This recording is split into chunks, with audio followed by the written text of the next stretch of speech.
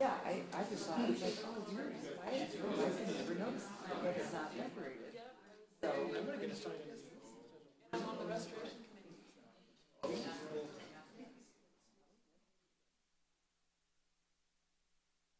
So did I pick? PTA thing, right? The revitalization plan?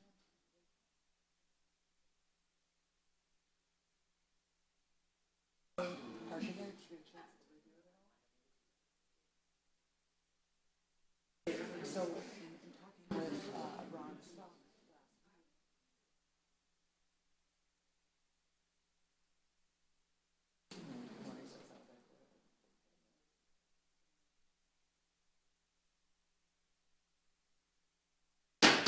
Stand for the flag.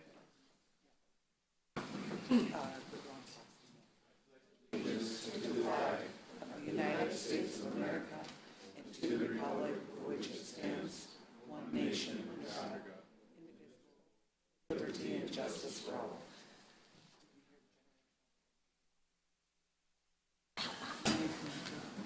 Roll call, Sandy.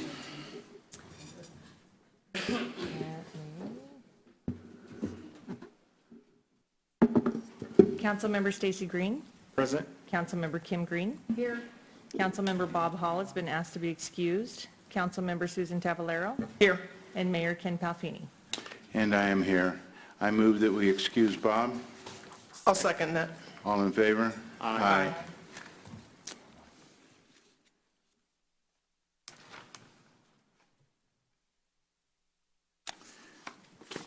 Okay.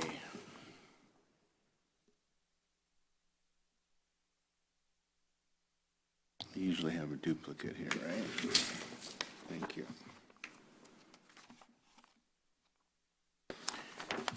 This is an exciting evening for me.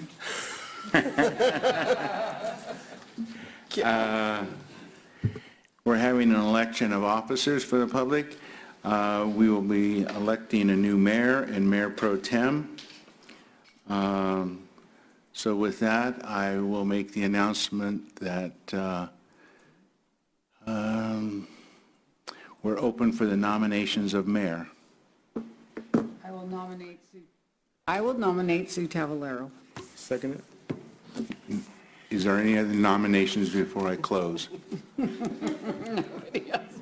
Nominations are now closed. All in favor of Sue? Aye. Aye. Any opposed? Okay. So do we trade right now, or do I have to wait?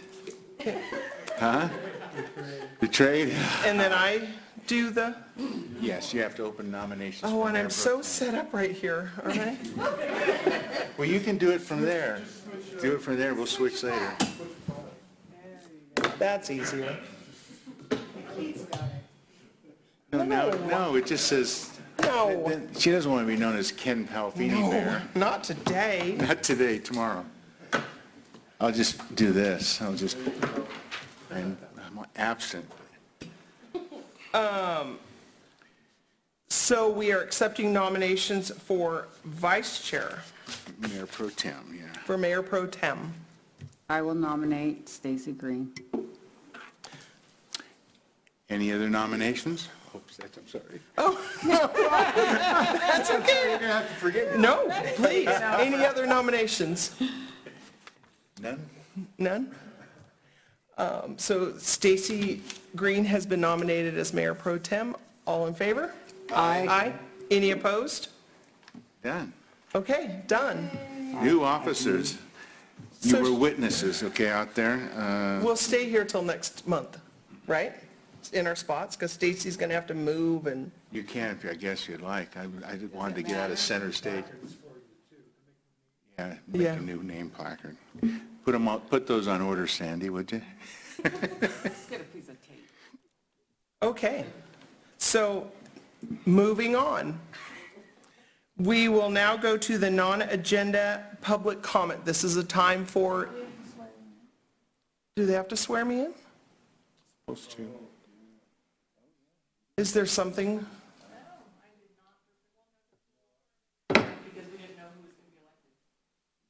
Oh, okay, so we'll do that next month? Okay. Sounds good to me. Oh, thanks. I give you the gavel. Yeah. Our I might have to reach for it. So this is the time for any of the public that is not on the agenda to speak? If anybody? And state your name, address. Sure. My name is Richard Dingus, and I'm with the Weed Chamber of Commerce, and that's 35 Main Street in Weed. And I just wanted to thank the council and thank city staff for helping us light the tree and doing the tree lighting that we had for the old-fashioned Christmas, and it was really a great event. We had about 150 kids show up. I know most of you were probably there. It was really a lot of fun. I was sicker than a dog, and I apologize, but it was still a lot of fun, and Santa Claus was great. And we were one of the few that stood out in the rain to light the Christmas tree, and we had a few city staff that were there also, which was great. But I do want to really thank the city for helping us do that, and they decorated it graciously. They did a really good job of doing it, and working with Craig was wonderful. And I know that we were kind of in a disarray at first, but it all came together and turned out pretty good. So next year, I think it's even going to be better. So Book thank you that so hall much. today for next year. That's it. We still got to start planning now. So Well, you better book the hall. we should do that right now. should yes. do that I'll do that tomorrow. right after the meeting. Friday. You can call them tomorrow. Very good. Thank you Put so much. marshmallows on your list, though.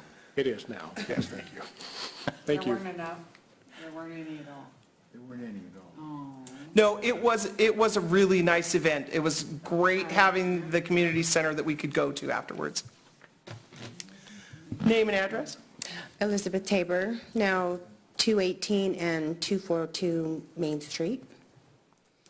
I came tonight to ask if after the first of the year, get through the holiday season, that within light of some things that have occurred in the last few months, that we could possibly have one or maybe two of the Cannabis Ad Hoc Committee meetings to kind of go over a couple of the changes in the state for 2020, and also maybe some necessary changes locally. I had kind of brought it up back in July, and we wanted to get through the budget, and now we're going into 2020, and there are some few changes, so I thought if it would be nice if maybe an ad hoc meeting for sometime early January could be scheduled to move forward, you know, to complete 2020 and 2021, if that's something that we could maybe possibly get accomplished. Okay, Kim? Yep. All right. Anybody else? Sarah Montgomery, 5734 Antelope Court in Weed. So first of all, thank you to the Chamber for putting on the Old Fashioned Christmas. I unfortunately was unable to be there, but heard really positive things. So thank you to everybody who committed their time to that. I did want to speak on cannabis in the city and some ongoing issues. While I am not involved in the businesses themselves, I am concerned about conversations happening behind closed doors. And this is pertaining specifically to a business in which my brother has a vested interest. I want to be clear in that I do not have a vested interest. However, In a community in which we continue to talk about growth in the city of Weed and promoting business and bringing business in, I think that there are ordinances that are left open for a lot of discussion. And in the interim, while we're trying to do our best to interpret said ordinances, we are impacting multiple businesses and people's livelihoods. I know that there's been conversations amongst Ron Stock, Bob Winston, and various city council members regarding Lemurian Industries. I know that there are other businesses that are closed and are obtaining licenses and operating outside of the city of Weed with a Weed city license, primarily the Canna Trading, operating in San Francisco, running a deliveries business, and not having a business open here in Weed. So I'd like to express my discontent in the city not following up with those businesses specifically, and I feel that it's something that needs to be looked into. And I also think that there needs to be clarity amongst the council, the manager, city attorneys, as to what takes place, specifically in regards to Lemurian Industries.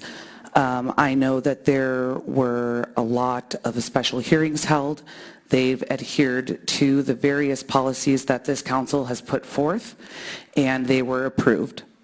In opening their business and running their business, they are now being told something very different. And I think the part that's upsetting is that, again, we as a city have an opportunity to create a tax base that isn't otherwise there, that's not a gas station, and we're not looking into that in a very serious way. I think that there's more than enough room for multiple businesses to be ran in this community, and I know that the Planning Commission is also another place that we need to go. So I would just like to make sure that this is in a public record. I ask for transparency with the council and that there are not private conversations happening outside of this office in regards to that business and potentially harming their livelihoods. Thank you. Thank you. Thank you. Anybody else? So anything that's not on tonight's agenda? Okay, thanks. Moving forward, council member announcements. Mr. Green, do you have anything? I'll say no Okay. right now. All right. I'm still thinking Okay. over how to You're respond. gonna wait. Okay, Mrs. Green? I do not. Mr. Palfini, I know you have something. Not too much, actually. Not too much. I was a participant in North State Giving Tuesday. I would say, I think there was an article in the paper that there was a lot of money donated, and on behalf of the organizations that I belong to that received some of that money, I would like to thank the public for their donations. It's a very worthy cause. You get to pick and choose. So if you didn't do it this year and you're out there in the public somewhere, try and do it next year. It's once a year. I think that's it for today. I did go to the Christmas party, so that was a good thing. More marshmallows, though. Are we, okay. Okay. I didn't miss the marshmallows, but apparently I must have missed something. I am on the County Transportation Committee, and it's probably something that not that many people know about, but it is, there's 2 county supervisors and there's 3 city council members from throughout the county, and it's where this money comes back from the state into our county for roads. We have a new director who is somebody out of Chico. It's a company out of Chico that does this, and he's been working for 3 weeks now, and we met him on Tuesday, and I feel very positive about him. He really wants to help, so it looks like it's going to be good, and he found us $56,000. So that's always good when somebody new comes in and finds you something. And that's the only thing I have done besides the Christmas party, and it was good. Stacy, did you think of anything yet? Are you good? I do have two things. We have movement on getting our connection back with the TV live broadcast for the meetings, with great help with our executive director from the chamber and Jeremy, who's our tech here, our main contact. So I'm thinking we should have that going in the next 60 days. It won't even take that long. But we'll have it going on the channels, and I can't remember the channels, Mr. Dinges. Yeah, Mr. Richard. He knows the channels, but there's two channels that'll be live at the time of our meeting, so it'll be broadcast, and you can still go and look and see the copy of the meetings will be in like live form where you can, double click and it'll come on. But it'll go back to our live feed, Okay. and that's good to know. It was just some communication and difference of personnel. Okay, thank you. So we are going to move forward with our hearing for, do I read this part? The architectural review? Yeah, Board of Appeals. Okay, the Board of Appeals and appeal of a planning commission vote on architectural design review. So, open the hearing?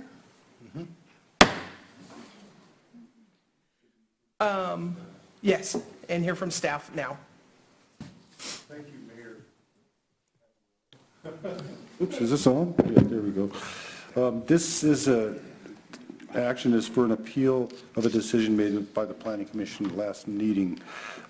This is a required report by the government code, by the City Council's Municipal Code, Section 18.40.050, setting forth the reasons for the action taken by the Commission. Such report shall be submitted in writing at the hearing. So I'm going to be brief. We attached and incorporated by reference the staff report for the actual project, but I'm going to have to assume that you've read it, and I don't want to go through it because it takes a while. And anyway, so this is a design review, was a design review pursuant to Section 18.24.040 of the Municipal Code. Basically, that's the requirement for design review, which states any permitted buildings in certain zones need to have their site plan and everything reviewed for basically for nothing more than mainly compatibility with the surroundings, and also look at the materials for walls, treatments, how many parking spaces there are, and so forth.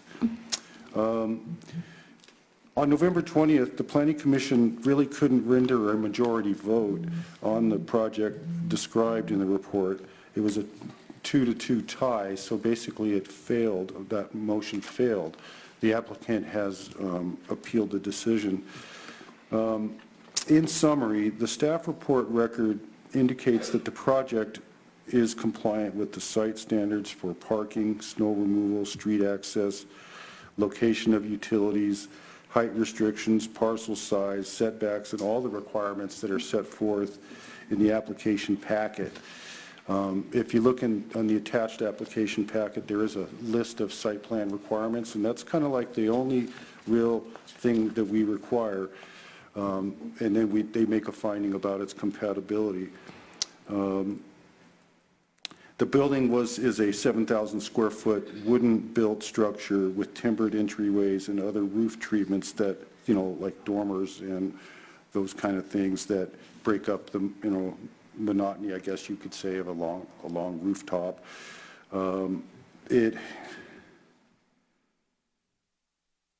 It also was all the parking was there.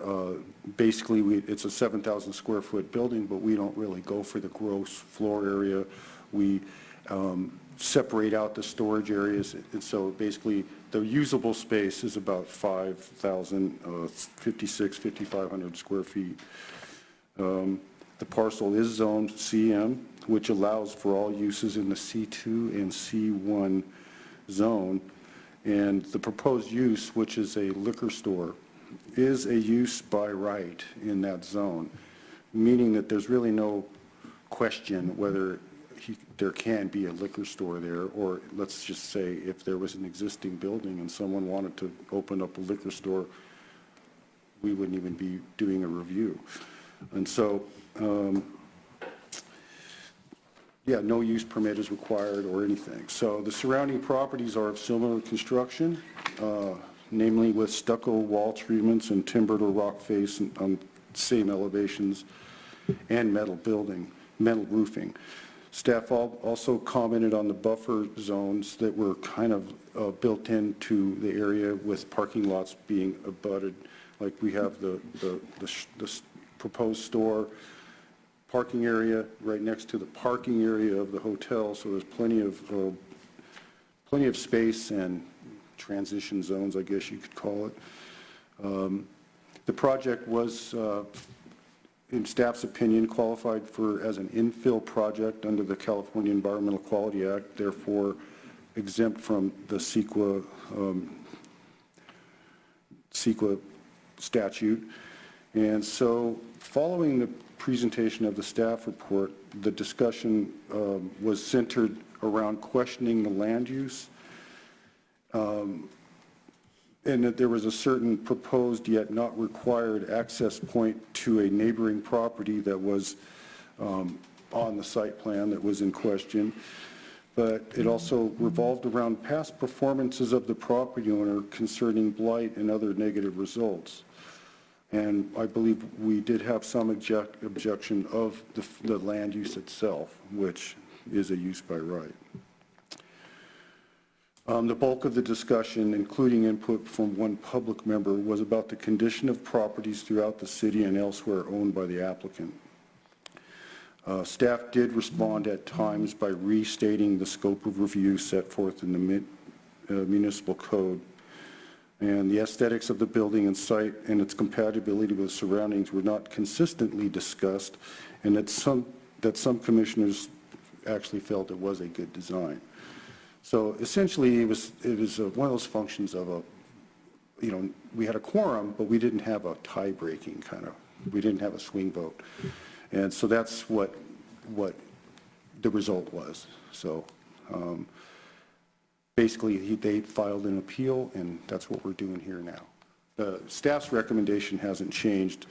I look at these projects from a point of law, standards, and construction, aspects. So I recommended approval of the project because it was compliant with our standards.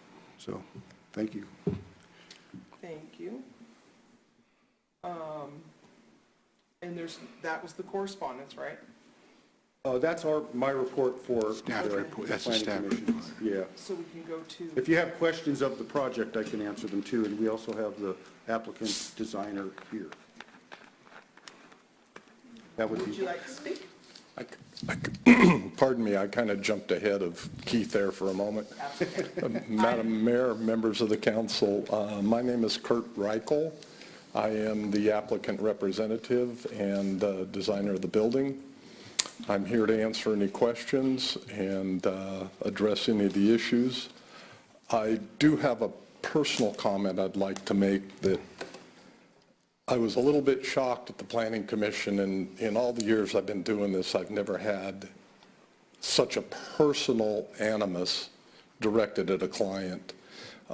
This is an architectural review, it's not a personality issue, and quite honestly, I was shocked. That having been said, I'd like to reserve any time if this kind of flows back to where we were before. I'd like to be able to address some of the issues that might be raised. Other than that, I won't stir it so it doesn't stink more. Okay. Anybody have any questions? I have some questions for Keith and for, I didn't get his first name, I'm sorry. Kurt. Kurt, okay. yes. This is an architectural review application? Yes. Which means we can take a look at the architecture of the building and actually have comments and input regarding that building? Yeah, there's a specific code section, 18.24.040, that requires in certain zones new buildings to go to submit drawings, elevations, site plan, and stuff like that, and basically compare it with the standards we have for parking, snow storage, at times, what the materials are, but there's really no laws on the materials, but also whether it's compatible and fits with the neighborhood and would, the design would not be a detriment to, to what's around it. Basically, it's compatibility at that point. But it is subjective. Yeah, there's findings that they have to make. There's a So finding. if I felt that those buildings were, or this architectural design was a little bit deficient as far as I was concerned, as far as what the surrounding buildings consist of? Yeah. Could I make a recommendation as to a review of those designs or a suggestion as to modification? Well, yeah, a lot of times, there's a little bit of negotiation done at this point where they could ask questions. Let's say if you were a planning commissioner, yes, you could ask questions and probably suggest a design that would actually suit you better. And if it's everybody's agreeable, it would be an approval as modified by the commission. But in order to get that approval, we would have to see those drawings. Is that correct? Not necessarily. It depends on how the like when we did the rec center, they came with a change, but they had to go back in front of the planning commission because it wasn't part of the approval. But if it's just modified, like saying we need to have 2 more parking spaces, here instead of like, say, a driveway, is what that is. Well, I was thinking of the overall design of the building, as far as like the dormers, the size of the dormers, the size of the entrance, things of that nature. Well, what do you mean? Like if you said you wanted 12-foot dormers? Well, I'm instead of looking at 10? his, and he's got dormers, I don't know, I'm just subjectively looking, but they look like they're 6 or 8 foot across. Compared to the whole frontage of the building, they're rather minimal. I think our area in question here is an area where we already have truck stops, we already have fast food, we have a conference center proposed, and we're trying to maybe do a little bit of upgrading in the neighborhood.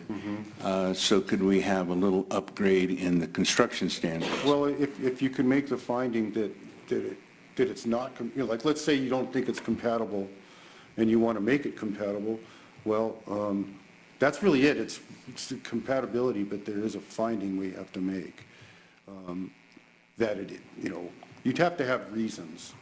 It's just not like arbitrary, if you know what I mean. I understand that, Yeah, so yeah. but that's what I'm saying. I'm looking at those designs, and it looks like a big, long building with 2 teeny-weeny dormers and a very minuscule entrance. Well, If we're trying to upgrade, or at least maybe not upgrade the neighborhood, but make it compatible, we have the grocery outlet, which has a little more monolithic design, but it is more substantial feeling. We have a motel that's pictured in there. It also has columns that are more substantial and, to me, looks like better quality.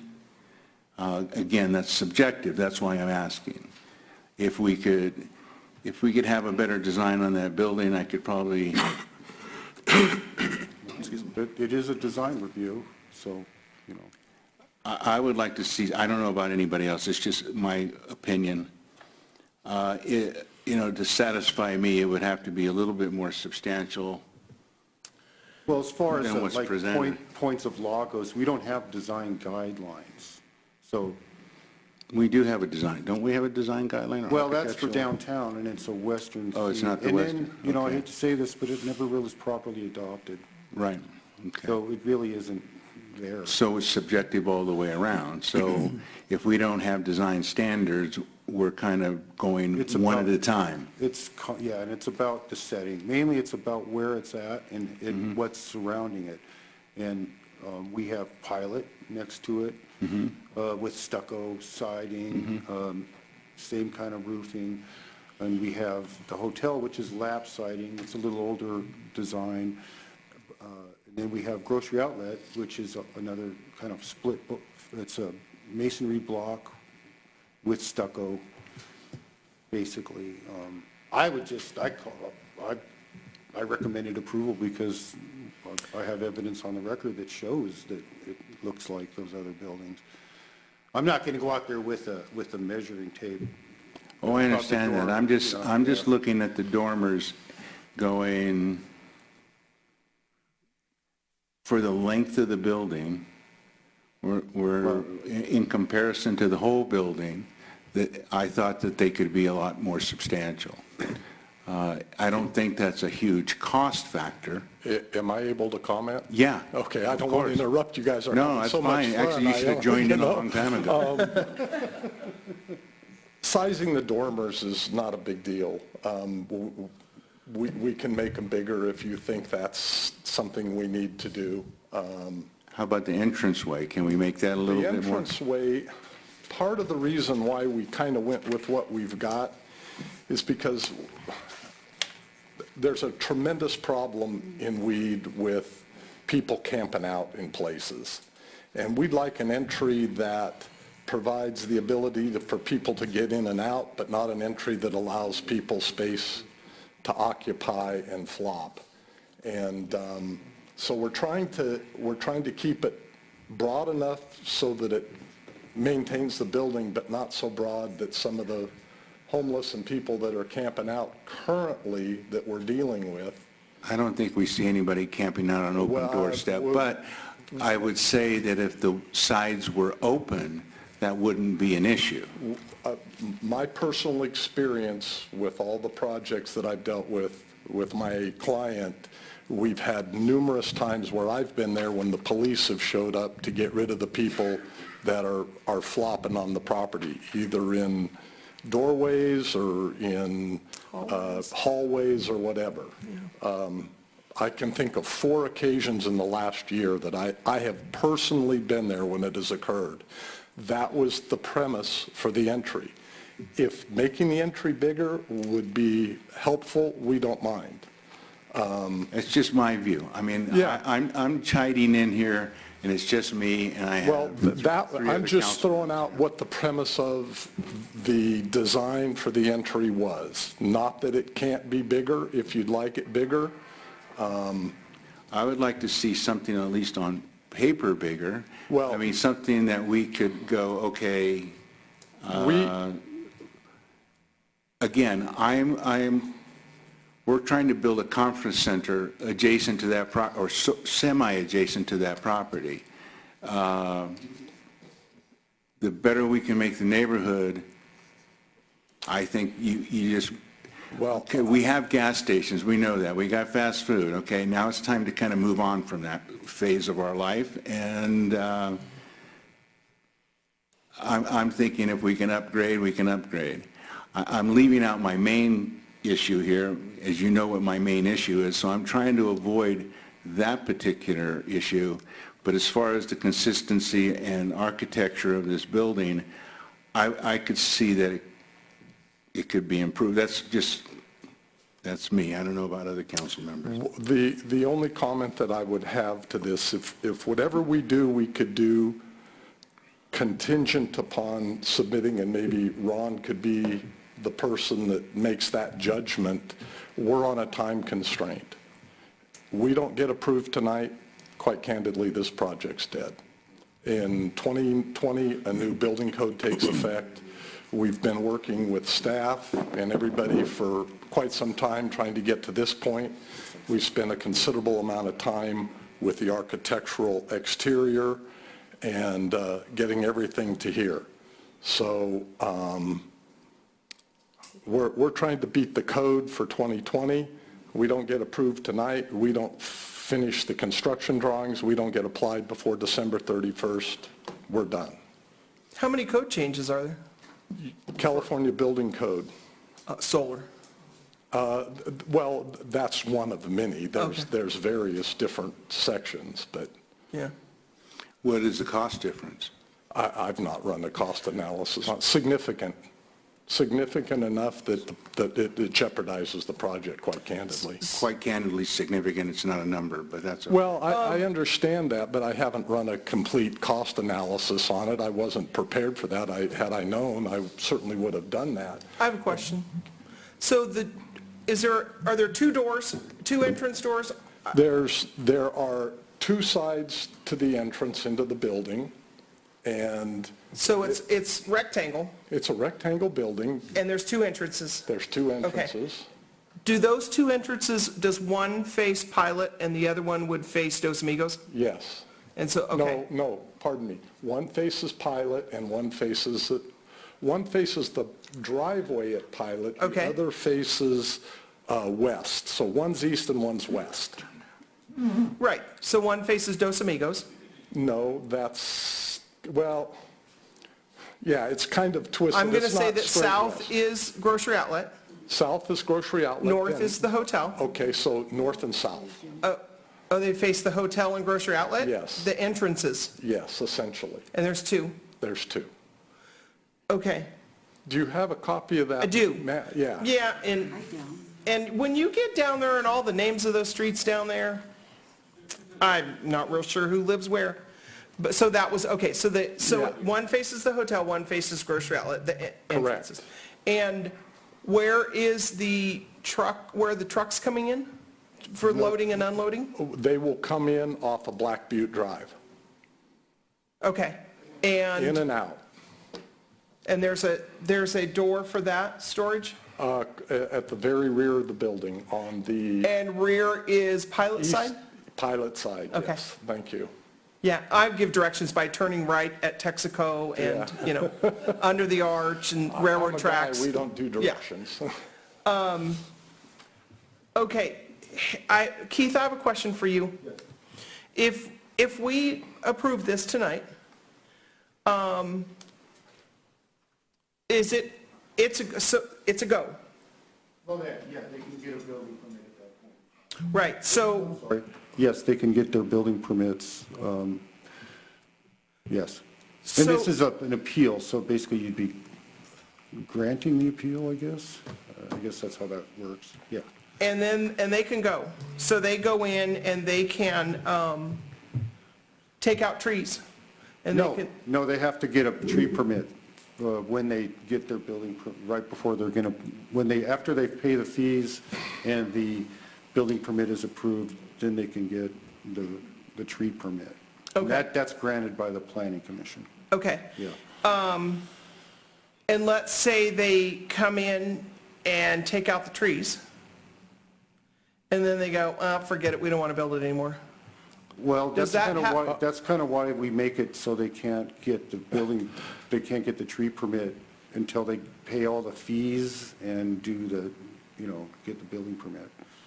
This is one of the comments that was at the Planning Commission meeting was, oh, they're just going to take out the trees and not do anything.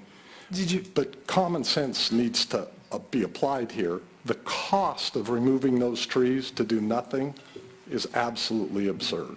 Nobody's going to spend that kind of money. You can use the property for what he's doing right now, which is parking a whole bunch of junk on it. You don't have to remove the trees. There's no incentive for him to get this permit and remove the trees and go, oh, forget it. He can park more. He could get more junk on it. Pardon? He could put more junk on it. Well, at what cost? The cost of removing those trees is pretty expensive. To say, I want to store more stuff on there and I'm going to spend how many Honestly, thousands of dollars to he has remove put- trees? He has put junk on property that he has spent money on already. So I have to say, Well, that is one of my arguments anyway. I understand, So I understand that, but, if you understood it, then that wouldn't be a well, question or a statement. it doesn't have anything to do with the removal of the trees. The trees are not going to provide him any greater area or less area than what he currently has to store junk. So if he cuts down, excuse me. Yeah, it's okay, go ahead. So if we cut down trees and he applies for a building permit. No, you get the building permit first, And then he pay cuts all the the- fees. Okay. Then you apply for a tree cutting. So how permit. substantial are the fees? That I don't know, I'm just a planner. Few hundred? Ron, would you know? The tree removal, depending on the height, can range anywhere from about $4,000 to $8,000 per tree. Is the cost for cutting down the trees? Yes. Okay. I work at Black Fox Timber, FYI. Thank you. Thank you, thing- Sarah. this- I appreciate that. This tree permit process is a little awkward, I'd have to say, because, I don't know, sometimes I think. I just seen more money thrown away than that, so sorry. No, I just think it's an awkward thing to have a discretionary permit issued after the approval of a project. It's kind of awkward, that's all. In the pre-application process, we warn the applicant that the larger trees on the perimeter of the property, particularly the larger trees on the perimeter between them and the driveway for Pilot, they're not going to get a tree permit, cutting permit for. That's good. They can remove trees in the center of the property in order to erect the building and to put the parking lot in, but they can't deforest the entire property. The costs of the building permit are going to be in the neighborhood of, my guess would be in the neighborhood of $25,000, primarily because of the traffic impact fee.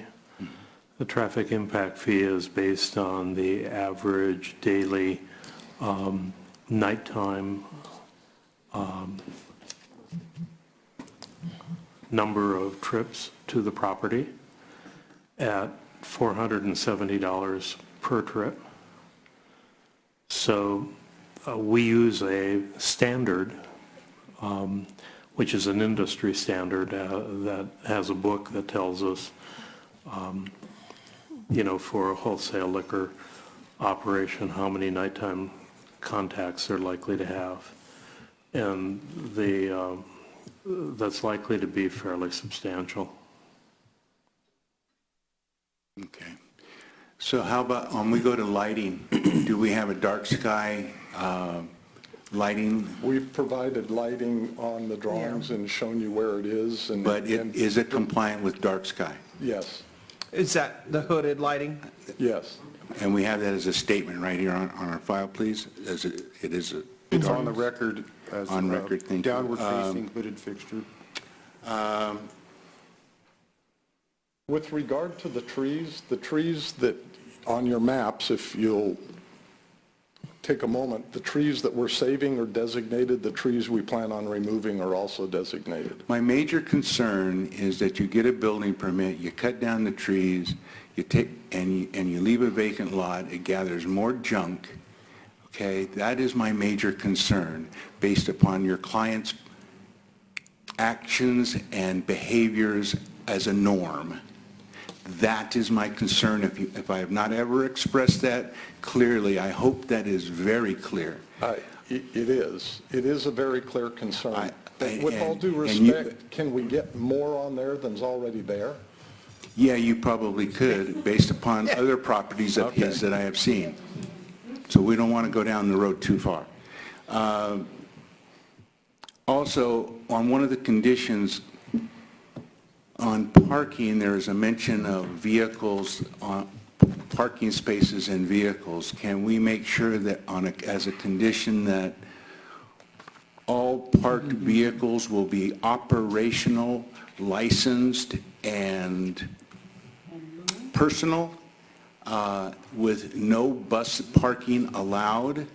Something of that nature where, again, I hate to be ultra-specific, but I'm just looking again at past practice. And I hate to be the butt in the Well, council, but I'm sorry. it's fine, and sometimes future happenings get judged on past experiences, and I get that. We're trying to make some progressions, and I hope everybody sees that. You know, people wouldn't normally spend this kind of money. I would love to be proven wrong. Well- Believe me. Yeah. I'm serious. Yeah. Prove me wrong any day of the week. I am fine as hell. Okay, so, sorry. I do have some, your initial statement about the preferences on the owner and responsible behavior, that is a factor. So you say it doesn't have to be regarded, but it does need to be looked at and addressed. And however, this is a different project, but you look at the behavior of the participants. And I've grown up here since I was 3 years old, 1966, went off for college and came back, been here 10 years, and I'm not happy with some of the buildings that are not kept in, and the properties kept in a certain amount, a certain environment. So it is a factor. So I disagree with you when you said the first time that it's not really personal about the owner, but some of the behaviors are still happening, and they're affecting the environment in our town, and I'm concerned about it. So all I heard was that there was probably access parking from Pilot that they wouldn't allow. Is that still in case? Or? That was just something that is proposed on the site plan, but still needs to be worked out between the adjacent owner. There is a grade difference there, and I think that if that Plan A is to have that access, Plan B would to just put 2 more parking spaces in there. Because my thing is, I understand your initial push, but that's not my concern. If it doesn't make it by the timing it doesn't, we need to do it right and take the time to look at everything. Well, that's true, and I can appreciate that. If I inferred that past experiences are not an implied thing here, I didn't mean to infer that. That was your opening statement, it wasn't. What I meant to say was, things got very personal at the Planning Commission. In 45 years, I have never experienced that. Maybe it has never been addressed. Well, I guess, I just have never It's no guess, experienced it's a it. fact. And all I said was, if the hearing gets closed and it regenerates to that, I wanted the opportunity to come back and address it. That's what I meant by that. I did not mean to say that previous actions aren't a fair judgment of future experience. As a business, we need to give every business that opens the fair opportunity to operate correctly. Sure. And that's all I'm coming from, but there's so much stuff there, and I'm telling you.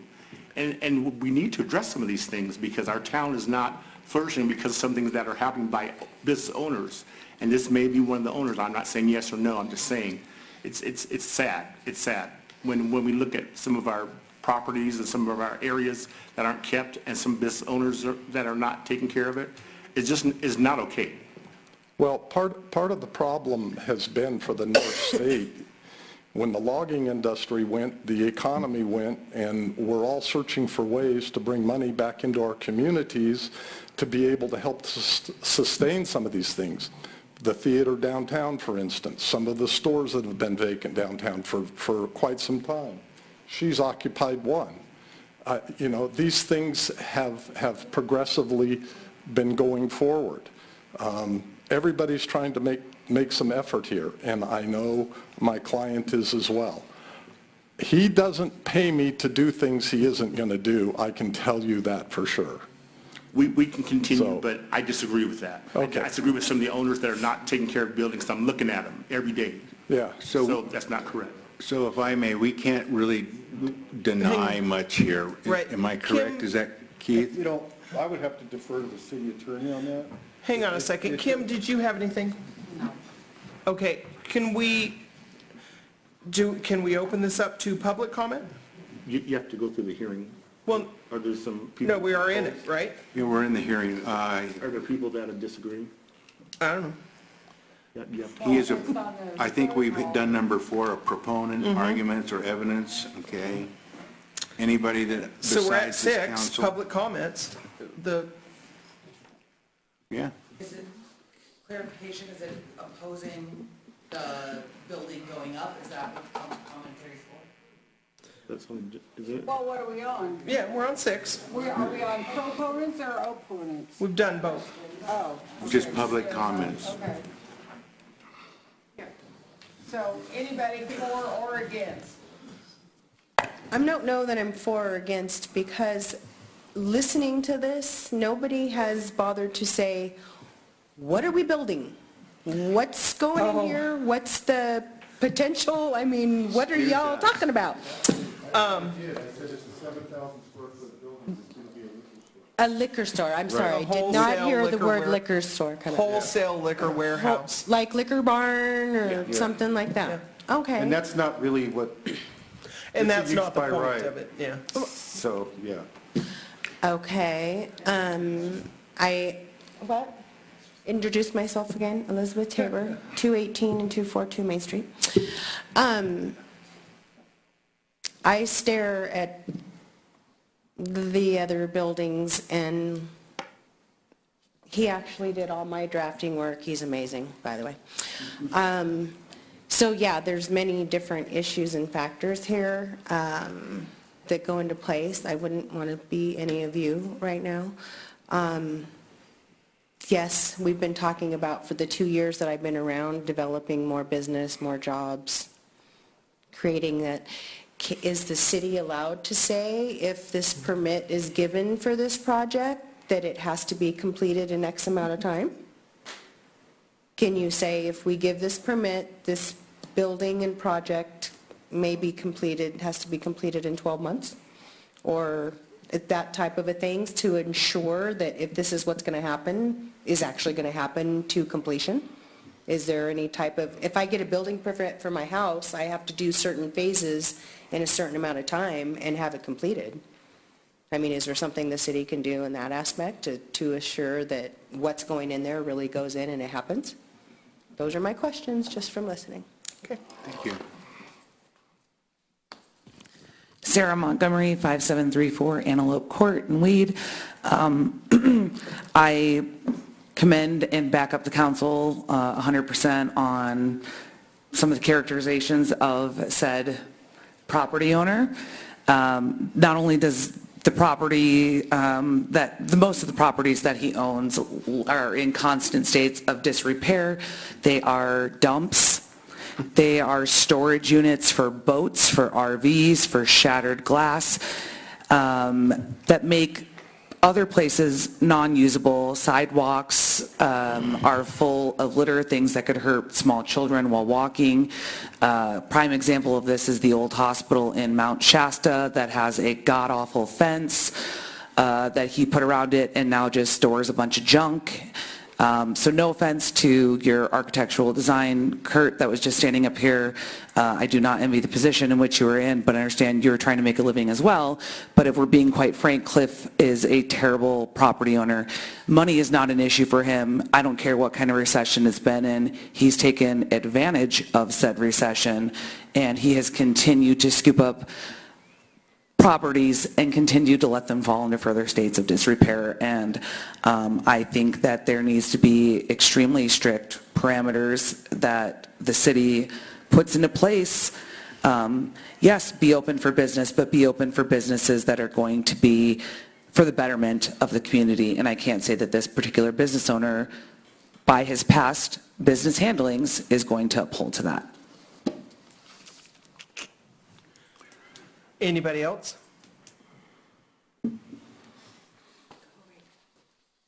Raymond Streck, 3038 Nighthawk Lane. As someone who is also involved in a business that is cantankerous as far as its potential societal deleterious impact, I have a lot of sympathy for what's happening right now. What I'd like to say is that if we're serious about making South Weed into a more of a visitor center, then perhaps design requirements similar to those which I was made to do on a non-outward facing business, including a wooden facade. We were utilizing natural colors. We have front gables that have pillars for a business that does not have public access. And so if the concern is that a large, and I think, maybe some people in the room have been to the Liquor Expo in Montague, and it's not a very pretty building. And if there's a conference center going in that we want to attract groups to utilize, that conference center staring at the backside of a 7,000 square foot steel building is perhaps, not going to be the most, people aren't going to go home and say, man, I really love that view of the mountain, and man, that steel building looks great too, So I just think that perhaps there's a happy medium here whereby we can ensure that the neighborhood does get spruced up, ensure that the area does have some betterment, for lack of a better word, in terms of its overall design, because it is rather hodgepodge what's happened over the last 10 years down there in South Weed. I look forward to being a part of fixing that over the years to come, but in the meantime, the business impacts itself. I mean, it's a use by right, and as someone who's gone down this pathway, I got a lot of sympathy for that, but I think that there are amicable compromises to be had as far as what the building can look like and how that can reflect our community in that part of town. Any more comments from the public? Okay. Just to be clear, the building is not a steel building. Yeah, it was stucco and, It's a wood frame building with stucco. yeah. Okay. So, Hold on for a second. So, Sure. I'm sorry. go ahead. How could you draw a couple, I don't know if you're the one who does the drawings, but can you draw a couple options here? Well, I can. Our problem is time. So if you guys are comfortable trusting Ron and Keith, I've worked with both of them for quite some time. If you set some parameters for them, and I don't know, the city attorney can let you know whether this is a workable deal or not, you set some parameters, we'll start massaging things around to get to these parameters. Are we on solid ground, Bob? I'm not sure what sort of changes you have in mind. If you're just talking about some cosmetic things, Facade. you could defer that to Ron and Keith to work on that, to add that to the approved design. Without changing what you have, you're going to add some things to it. You can add some dress-ups, some landscaping or whatever it might be. You could defer that. You could assign that to them. Actually, it's facade, and it would be architectural on the building. The landscaping also would, but I would at least start with the facade on the building. If you give some direction as to what it is you're looking for, Keith and Ron could work out the details and incorporate those. But you have to give them some direction. Don't just say, you guys do what you think is right. That's not going to help them. I already kind of did, as I would like those dormers need to be a little bit more substantial, just the entranceway, whether it needs to be a little bit more substantial. It doesn't necessarily need to be bigger, but if the columns are 4x4s, they could just as easily be 12x12 or 16x16, something that, again, lends You're talking about the substance. support columns for the Yeah. porch? We were trying to keep those in wood, so we had wood and stucco together. Much larger than that, we're going to get into a stucco column as opposed to something with wood. So we can do that, increasing the dormers, making the columns larger, those are not a problem. If you really feel the size of the entry needs to be increased, we can do that. What I'm looking for is, again, is that if we're trying to, we haven't enough of the regular commercial facades out there, it is time to start looking at upgrading the rest of the area, in my opinion. Again, something that is more just substantial feeling. This just, to me, no offense to Dollar General if you're out there, but kind of is a Dollar General feel. And again, I would like to see, they at least also, we also addressed Dollar General originally, which was a box, and then they at least, although the windows are not real, they're at least they look like they're windows. And again, it becomes an appearance factor, not just, you know, Well, again, with a little bit of direction, and if I can work with Ron and Keith, I'm sure we can arrive at something that would be workable. I don't know if that works for Ron and Keith, or if I'm stepping out of bounds here or what, but. well, Ron's got nothing to do, right, Ron? Just kidding. Sorry. I'm getting the impression that I understand what they're thinking about. Are you familiar with the buildings at COS? Some. You know how they have the rock wall up to a certain height and then stucco above it? Or Yeah. wood, yeah. The possibility of doing that on three sides of the building, the front and the And the two side sides that, to the structures, not to the Yeah. driveway. Have you seen the way in which a pillar can be built so that it has a rock and concrete base up to about 3 feet and then wood above that? I don't think those kinds of things are out of reach. That would give the idea of greater substance, but still allow you to have that wood portion from 3 feet to the, On the columns you're talking about out front? yeah. Yeah. Great Northern also had a proposed building, and because of funding, they modified that. But their original was some rock facades about I don't know, probably 4 foot up the wall or so, type of thing. You know, So I think if you're willing to work with Ron, I don't know how everybody else feels, but I just would, taking away my personal animus about your client, I won't take any of that back, but at least if the building was a little bit better design, I don't know if that's quite right, but a little bit more fancy architecture. Don't worry, I'm not that sensitive. It's good. okay. I would be more inclined. You want more curb appeal? Yeah, there you go, curb appeal. You must watch HGTV or whatever it's called. Can I? Go ahead, Keith. I just want to say, really what you're making is you're setting up kind of an administrative process for staff to approve something after the fact.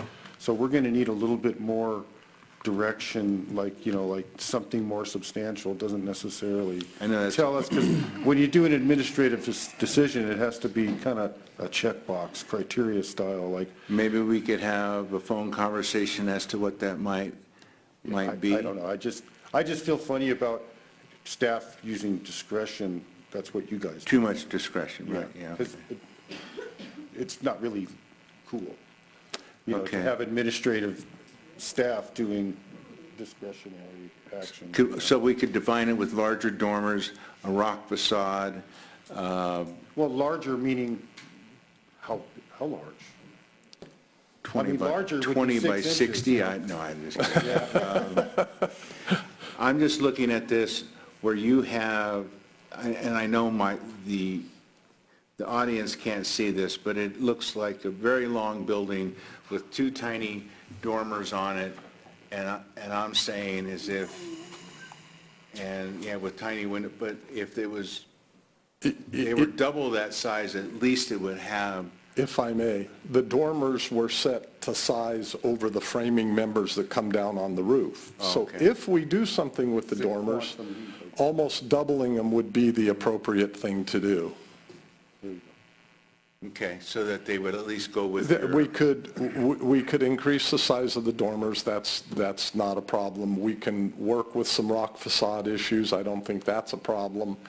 Doing the columns to dress them up a little, we can make them out of just about whatever anybody wants if you think it needs a substantial or beefier look. Is that enough, that take away. Yeah, when you get into the dimensions like that, like doubling the size based on the fact that it's, see, it's just a matter of basic law. The administrative law is supposed to be something that's not discretionary, that's all. Okay. And I would, could probably defer to the city attorney to comment on that, yeah. Okay, go ahead, Stacy. What he said. So with the changes, and Microphone. I don't have architectural view, I have something else. It's creative arts, we have architectural. But my question is about, can this all be taken care of with permits before January? Whatever proposed changes that we've talked about? Does it have to come back to us with the changes? I would have to see. I can do all my end in 2 days. I could have it to him tomorrow afternoon after I talk with my client. The question is, we're on an appeal and you guys don't meet again this month. And that puts us after the January deadline. So we're going to have to approve this or not approve it tonight. Well, yeah, And take in good faith that he has gotten our idea of what we're talking about. Well, let's jump one step forward and see if we can smooth some of the personality conflicts we have with other people, and they can speak to you about me. I don't say things that I'm not going to do, so I know. I will hold my end up. That's all I'm trying to tell you. And I believe I have faith in you because you've never given me a reason not to. It's the person that hired you that I don't have a ton of faith in, and I feel bad about that because I want I don't trust him. He's got buildings all over town that are all questionable. And so the fact, do I think that this one's going to be okay? Well, I think you're going to be okay because I think you'll design it and I think you'll build it. But if you come back in 3 years and look at it, it could be kind of, I hope it still looks like what it looked like when you built it. And that's because I also have this feeling for the rest of you that it's kind of the same way with Loves. The people were sold the property and it was zoned commercial, and they were sold the property and they could build it there. They can do that. There's nothing in our zoning that says they can't. It's kind of the same thing with this. I'm only speaking to myself, a lot of us don't necessarily want him to build another building because for some reason we just think it's going to go the same way as the one that's across the street, that's half rock and half something else. And board it up. And that makes me sad. That makes me sad that I'm going to have to sit here and approve this because I think that we have to approve it because I don't see anything wrong in it, legally, technically, but it's more of personally. It makes me sad that we need to say yes on it. And do I think you'll do a great job? I do. Well, thank you. But I hope in 3 years you still think that it looks like what you wanted it to. We don't have a morality condition. We don't. We don't necessarily Good, fortunately. know that it's not going to be good in 3 years. And some of the buildings we've talked about in the area have been there for a considerable amount of time, so I understand some of the patchwork that's gone on. We've just tried, in my work with these gentlemen, tried to get something that's corresponding to the area. So And I understand that's that. the direction we went. And I would have gladly put columns with rock and all that if that was kind of in the suggestion. It never came to my plate, but that doesn't mean that we can't do it. okay, so we can close the public hearing. Thank you. To do that. Are you sure? And we can have a discussion now. The council discussion. My voice is that I think we take an ethics thing we do every 2 years, and some of that verbiage talks about when we make decisions for the city. So I think that is the part of what we have to make. And I'm not for it, and I will vote no. And again, I don't have the architectural numbers here. It was like you're putting something in that little tiny space. I don't know what that. Well, it obviously fits, or he wouldn't have been able to design a, I can't see without the trees. That's my mind. I see the trees Yeah. there, and I see all the You see- vehicles that are there, so. you see old coffee huts, you see motor homes, you see cars. And yes, the behavior of people is important. We have to support that. So I disagree with that. Kim? So my concern is what's going to happen to the trailer and the coffee hut and the motor home and all that stuff that is on that property. Where's it going to go? It's going to go to another property and probably right across the street. And I also say no.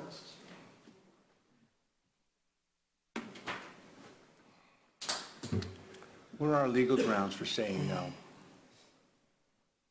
I haven't heard any yet. You've got to be able to articulate the incompatibility of the proposed design with the surrounding buildings and environment.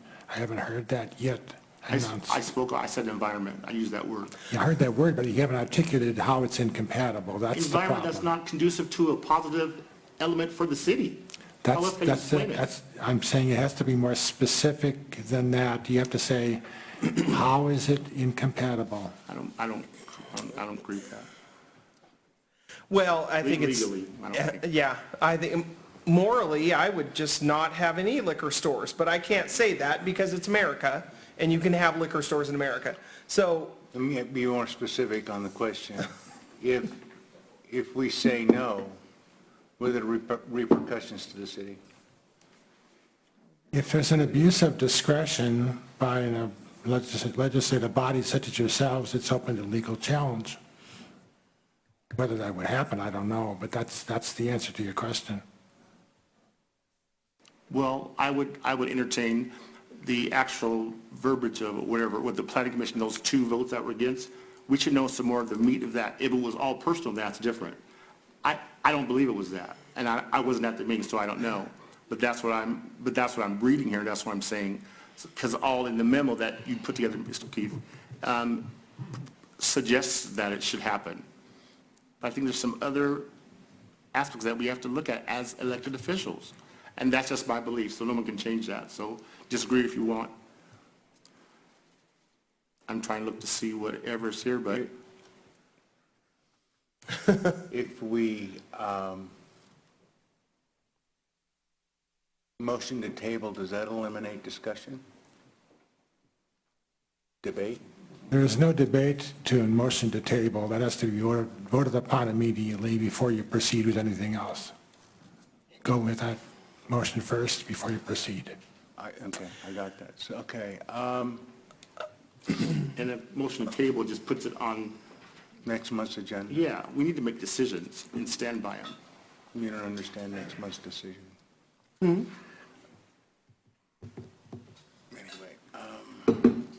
and we would table it because we want him to bring back a better design.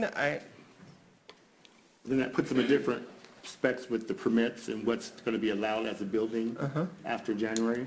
Because that's what, when you come at the last minute, that's why I'm like that. Yeah, it's what, does it feel last minute to you also? No, I've been working on this for quite some time. We weren't prepared for what happened at the planning commission In November. in November. So now we're really on the time crunch.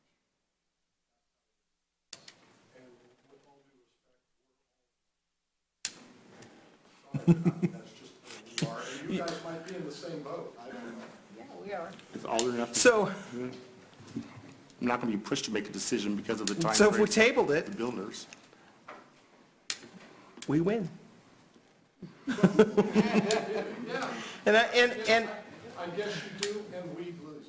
But that's well, and I under, personal opinion. and I agree, because it could be jobs, it's going to be taxes, and there's all of that. But then on the other hand, do we lose? And, That's a decision you guys yeah. have to make. And that's what, yeah, what is the law? I mean, Ron and I were just talking about whether there may be a time limit for you folks to make a decision. I think you are compelled to make a decision within 21 days or something of that nature. from Of the municipal planning code. commission? Yeah. So tabling it to next week is fine, but tabling it to next month would be a violation of that requirement. When was the planning commission meeting? November? Was it November, Sandy? November 20th. So did we even make 21 days since their meeting? Or is it 21 days? You have from 21 today? days from the time you get the appeal to make a decision. So when did we get the appeal? We had to get it last week. November 22nd? November 22nd. It was received November 25th by the city of Weed. Well, we don't have a November calendar on there, so I can't. It's- Today, 21. Today's Oh, I'm looking at February, sorry. I'd have to look on my phone. I move that we approve it. Is there a second? Just to clarify, is it as amended with the additional Yeah, with the columns, changes? Yeah. that I think he understands it, with the Did- columns and the, Do you think it would be helpful if I just did mention what conditions of approval there already are on the project? Yeah, that would And it actually kind of addresses one of the concerns that you had about the parking. Condition number 2 on the original was, as per section 18.48.170 of the municipal code, parking areas shall be used exclusively for vehicle parking in conjunction with a permitted use. This is right out of the municipal code. With a permitted use and shall be so designed and maintained as not to constitute a nuisance at any time and shall be used in such a manner that no hazard to person or property or unreasonable impediments to traffic will result. So a lot of these laws are right in our own municipal code. And then I think the condition, I don't have this in my report, but the commission added a couple of conditions as well, and I'm not sure if that's part of the record. I know, and tonight. Keith and I get that, but how often does our police department or our code enforcement people have to go down there to his other buildings and ask him to move the motorhome, so he moves it 4 feet forward or across the street? I get that. Well, no, But yeah, but we once still it's have, built and it's a parking lot, then that's when this applies. well, I know, but he Yeah. has a parking lot right now. No, I'm talking about a real parking lot with the business parking spaces. Wait, no, his parking, oh yeah, he does have that parking lot No, I'm too. talking about when it's built, he'll Right. have a parking lot. He has a restaurant now. Right. And it's a parking lot of junk. Well, right, but this is this is a project that this is the project we're reviewing. Right. We're not reviewing his other project, I know. okay? Well, It's kind of getting And frustrating. according to what you're telling us, is that we cannot review his other projects to make a decision based upon today's project. But that's certainly true. I have a correction to make what I just told you. I had an opportunity to look it up here. It's not 21 days, it's 45 days to make a decision. 45. Because today's day 20. From the date that the appeal is received, so whatever date, 20 plus 25, 45 days.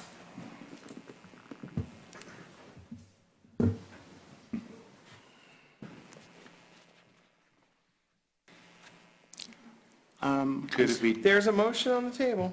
I just have a statement, sorry.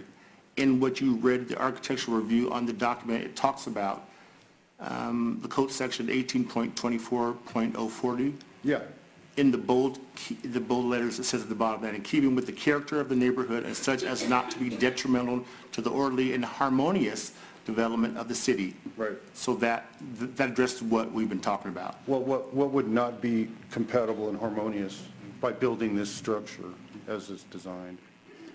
That's what I think the city attorney was alluding to, basically. we have a use by right, and we're here to approve the design of the building. Right. Or Yeah. not. And it has to be based on something that's actually a nexus to what's really going on. Like, you can't place a condition of approval on the project that has nothing to do with a point of law or a mitigation measure or something like that.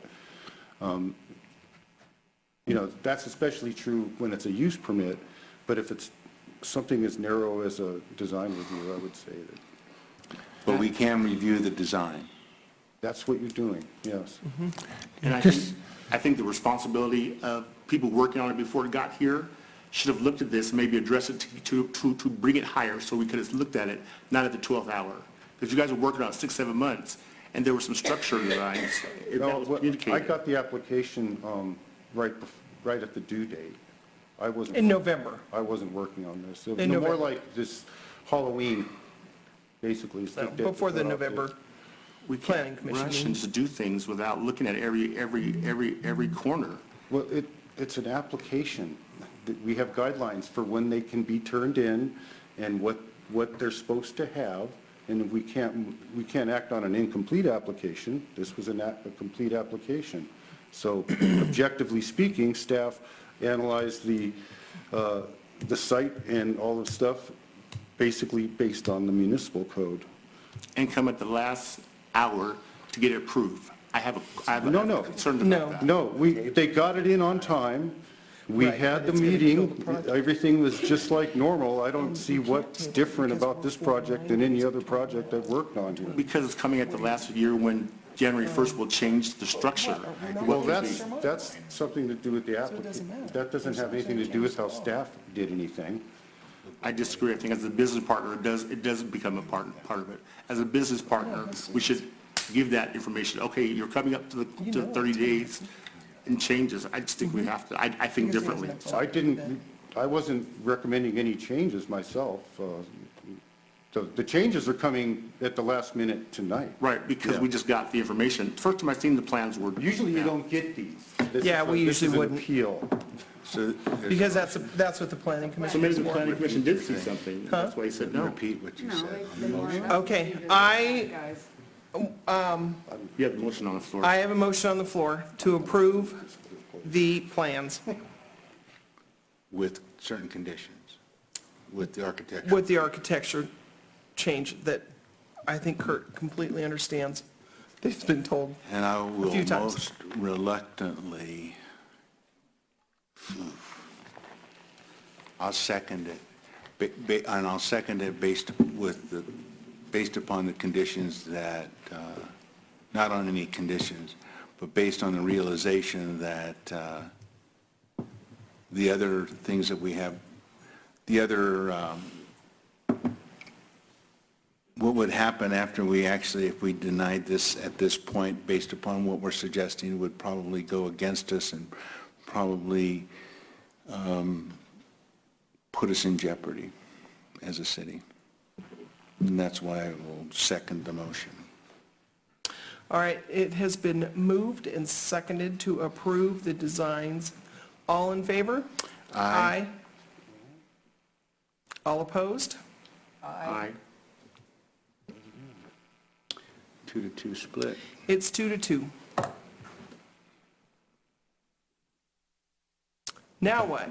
You have the 45 days to break the tie, so you can Okay, postpone this to the next opportunity to have the fifth person here, break the tie. okay.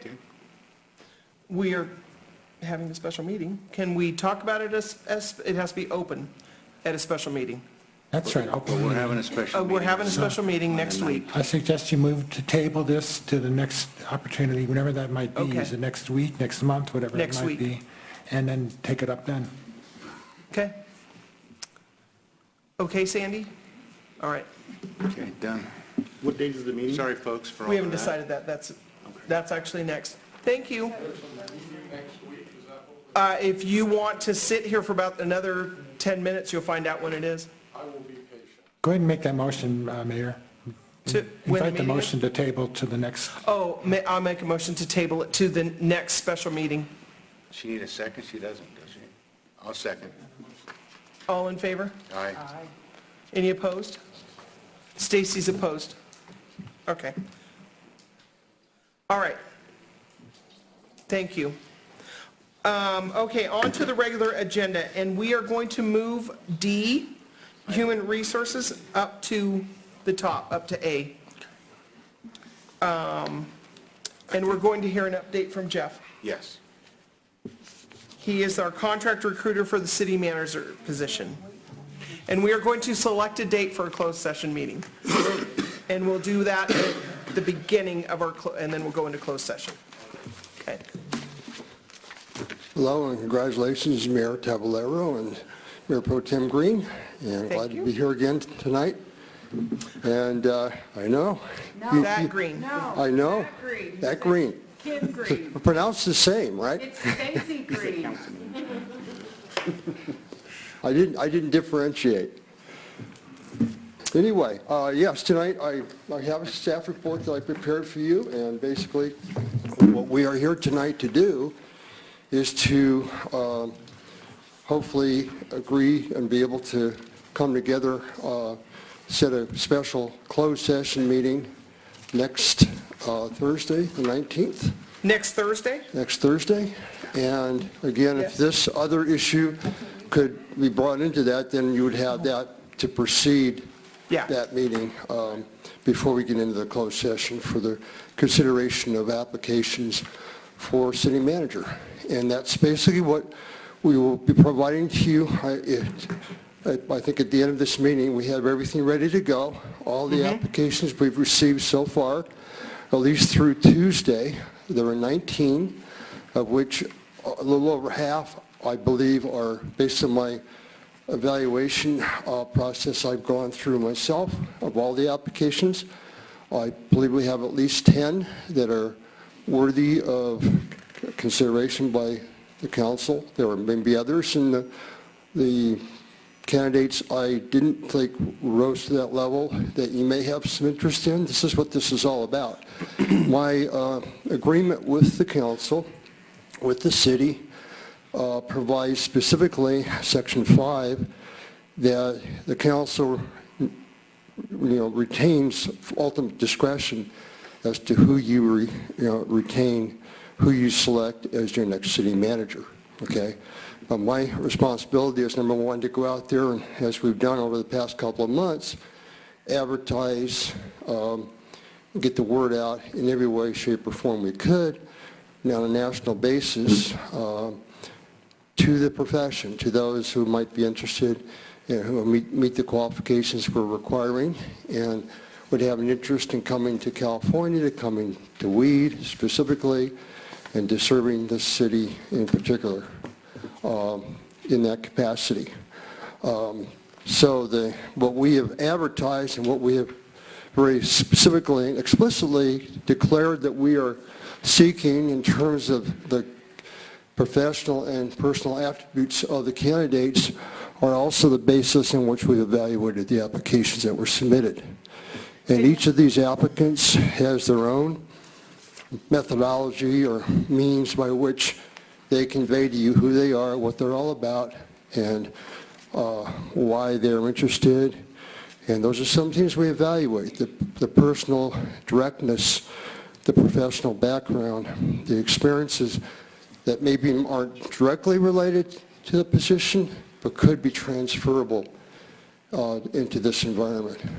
And those who have a more direct, classic career ladder they followed in local government leading up to the city manager position, including those who are seasoned managers already and wanting to make another move. Okay. And we got the information. Okay? So we're good. So at this point in time then, we would just need to... Thursday at 5:30. Yeah, and we do have one more application that was received today. Right. The Oh, today? deadline, the final deadline is Monday, the 16th, and any additional that are received by then and the one we received today will be provided to you on Tuesday. Okay. Okay. So 2 that Ken and I didn't see. Okay. Okay. So here at 5:30 on Thursday, we'll start out with, I thought it was 1:15. no, that was something different. No. That's why I didn't say, I actually would, are you good with Thursday, or can anybody do Tuesday? I can do it in the morning. No. I think Thursday would be an Thursday? opportunity day because on this, The top Thursday, so it's the on the 19th. 17th, That's just one day. If something else comes in, we won't have a chance to. Oh, I see what you're saying. Okay, yeah. 19th will give us plenty of time to Okay. kind of have that going. I think I'm working because my owner's going to be out of town. What time is the meeting? 5:30? I think I can do that and have someone cover it. Okay. Yes. I do have a related question, though. I don't want to open a worms, but is relocation a part of, are you communicating relocation to the candidates if you're talking with them? Or do we have relocation? I asked that earlier on, and I don't see that. Is that part of anything that we know about? That's part of our discussion we'll have on Thursday as to where we would go from our 20 or whatever we have down to hopefully 10, where we're going to discuss the structure of the meeting or the structure of our interviews for probably the 10 finalists. Right. The object tonight, what we had, and it's a goal all along, is to, before the end of the year, complete the recruitment process and move into the first part of the selection process, which is your evaluation of candidates, Right. and a determination during January, first full week in January, to set up what we call remote interviews. They're done by Skype or by phone or some other manner for those semifinalists. And then from there, determining the finalists you actually want to invite within the next couple of weeks thereafter for personal interviews on site. And so we'll discuss that on Thursday. Yeah, and that's our director of finance. I'm concerned about some costs there, and I don't know whether we have any thing out there that's in a bucket that we can look at, and I'm concerned. Her bucket's empty. She always says her bucket's empty. She's a finance I director. asked that Too question bad. early No. on for relocation because that's a part of our budget, and our city manager is leaving, we have personnel changes. It's a It's a Thursday at necessary 5:30. expense that the city has to make a selection. It's, nobody here, except for myself, I guess, has gone through the process before. Typically, what we will do, that's up for discussion on how we want to bring everybody forward. But we have some ideas or avenues or something. Yes, and we'll discuss all of those on Thursday. It'll be an internal discussion, so all of those will be decided, and we'll figure out costs as they go. We'll try and make Emily happy as much as possible, but she'd probably be unhappy anyway. Yeah. If we said $20, it would be too much for Emily. Come on. Yeah, she'd want it to be 19. She- Okay, 19, we don't have to have any motion on this, right? We just, do we have to have a motion for a special meeting? Yeah. I move that we select Thursday, the 19th at 5:30 for a special meeting. I'll second it. All in favor? Aye. Aye. And no opposed? Is there anything else? As a closing comment, yes, we have, of the 5,000 that was allocated as costs for the recruitment process, there are approximately 700 left that could be applied to those kinds of concerns. Thank you for Thank you. reducing our bill. Thanks, Jeff. Did you hear that? Oh, yeah, I told him the number. She was smiling the whole time. She was good. Oh. All right, moving on to item Thank you. A. It's still item A, we just moved D up. Council will consider second reading and adoption of ordinance number 455-2019, redefining portions of the R1, R4, and CM zones and adopting a new map. And I have to abstain from that one? Yeah, okay. I think Ron does too, so Keith would probably. Yeah, I'm going to make a short presentation, though. We have two areas of the city that, of the Florence Loop area, which was zoned light industrial but has developed as single-family residence, and Woodridge Court, which is zoned R3 but has developed as R1 single-family residence. When we went through the updating of the general plan in 2017, the recommendation of the general plan was that these two areas should be rezoned to be consistent with the manner in which they have been developed. This is second reading of the ordinance to accomplish that.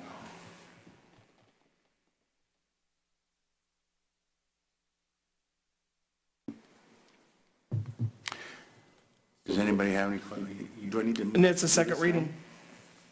It's the second reading.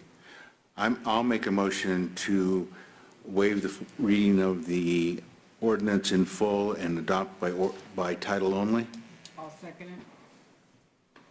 It's been moved and seconded to the second adoption of ordinance number 455219. All in favor? Aye. Aye. Aye. Any opposed? Okay.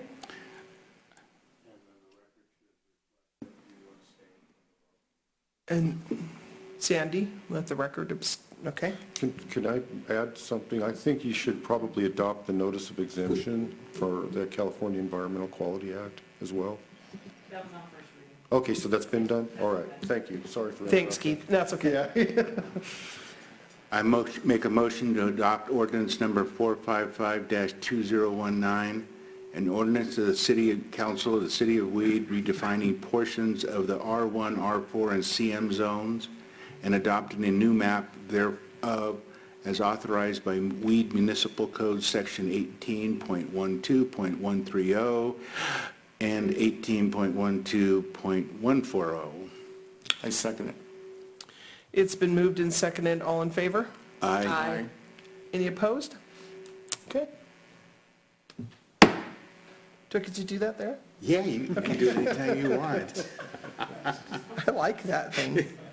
Can't wait till she gets home. She'll be Okay, pounding zoning down. amendment on B, council will consider second reading and adoption of ordinance number 4562019, amending Title 18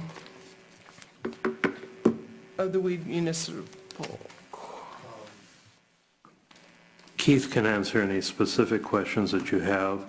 When we went through the updating of the housing element of the general plan in 2014, we submitted it to the state for review. They approved it, but they approved it subject to our adopting a handful of minor amendments to our zoning code. And we have gotten around to preparing an ordinance that accomplishes that. The ordinance is in front of you for second reading. It includes a density bonus regulation. It includes certain policies in regard to the parking spaces for a secondary unit and the definition of family, among other minor amendments.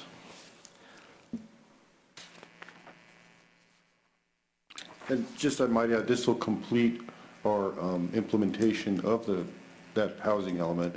So now we're clear to go for grants, through that last, what Rico's working on. This is the same one that Rico was working on. Yeah, one of the things that they always want you to do is to complete the stuff you said you were going to do. And so this is doing that.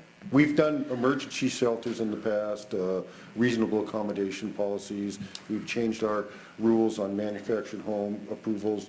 And this is the stuff that is just the last little change of a definition here, adding a policy that's mandated by the state. This is pretty much finally getting it done. I'm really happy to have it done. On a second reading? Is there any public comment on that? Nope. Okay. Council. I move to adopt, I move for the second reading and adoption of ordinance number 456, is that 456? Dash 2019, and waive the reading of the ordinance in full and read it by title only. I'll second it. All in favor? Aye.